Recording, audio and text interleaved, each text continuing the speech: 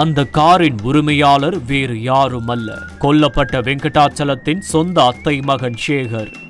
வெங்கடாச்சலம் வேலை பார்த்து வரும் ஆயில் மில்லின் உரிமையாளரும் சேகர் தான். சம்பவத்தன்று மாலை வெங்கடாச்சலம், அவருடைய அத்தை மகனான சேகர், அவரின் கார் ஓட்டுநர் மணி ஆகிய மூவரும் ஆயில் மில்லுக்கு தேவையான பொருட்களை வாங்க சென்றிருக்கிறார்கள்.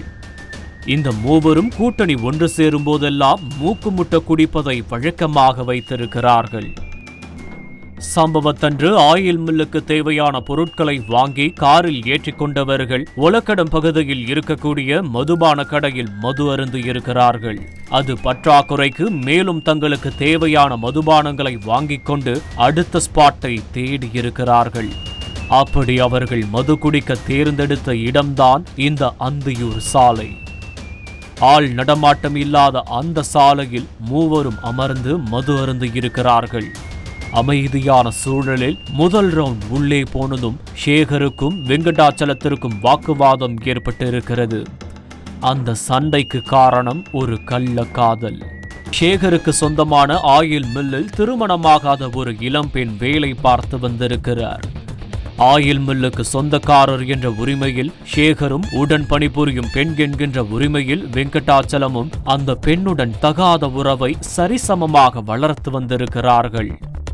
ஒரு கட்டத்தில் தான் பழகி வரும் பெண்ணுடன் வெங்கடாச்சலமும் தொடர்பில் இருப்பது சேகருக்கு தெரிய வந்திருக்கிறது. இதனால் ஆத்திரமடைந்த சேகர் அந்த பெண்ணையும் வெங்கடாச்சலத்தையும் கண்டித்திருக்கிறார். சேகரின் அந்த கண்டிப்பு அந்த பெண்ணுக்கு அச்சத்தை ஏற்படுத்தியிருக்கிறது. அதன் பிறகு ஆயில் மில்லுக்கு வேலைக்கு வருவதை அவர் நிறுத்தியிருக்கிறார்.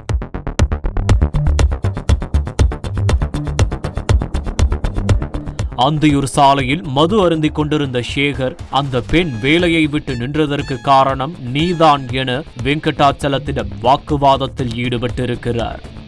அடிதடி வெட்டுக்குத்து வரை போகாத அந்த சண்டை வாய் வாக்குவாதத்திலேயே முடிந்திருக்கிறது.